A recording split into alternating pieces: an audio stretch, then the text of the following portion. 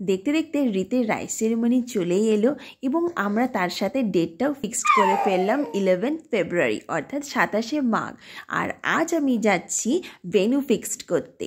প্রথমেই চলে এসেছি বর্ধমান মিউনিসিপ্যালিটির আন্ডারে প্রান্তিক যে হলটা রয়েছে, বাইরে একটা বিশাল বড় জায়গা রয়েছে ডেকোরেশনস করার জন্য বা স্টল করার জন্য, আর ভেতরের যে স্পেসটা রয়েছে সেটাও কিন্তু অনেকটাই। এটা হচ্ছে তার বাইরের আউটলুক।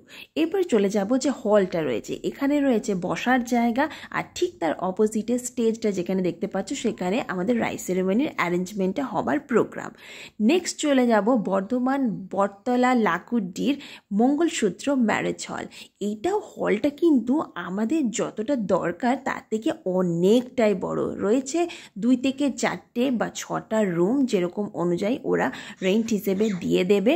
আর এই যে হলটা দেখতে পাচ্ছ এটা খাবার হল, বিশাল বড় হলটা। তো সব মিলিয়ে ঠিক আছে।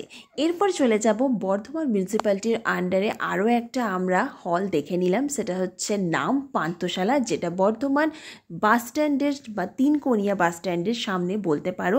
এটা আমার একেবারেই পছন্দ হয়নি।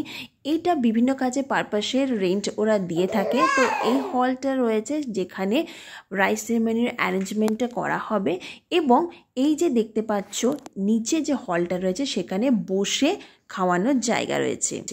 তো সব কিছু দেখাশোনা করার পর আমরা ফাইনালি ফিক্সড করলাম বর্ধমান লাকুডি বটতলার সামনে মঙ্গলসূত্র যে ম্যারেজ হলটা রয়েছে, কারণ লোকেশন ওয়াইজ বা আমাদের বাড়ির নিয়ারেস্ট প্লেস বলতে পারো, আমাদের যেরকম দরকার প্রাইস সমস্ত কিছুর দিক দিয়ে আমাদের বেস্ট লেগেছে মঙ্গলসূত্র ম্যারেজ হলটা। তো আমরা রীতের অন্নপ্রাশনের জন্য 11 ফেব্রুয়ারি এই হলটা বুক করে ফেললাম।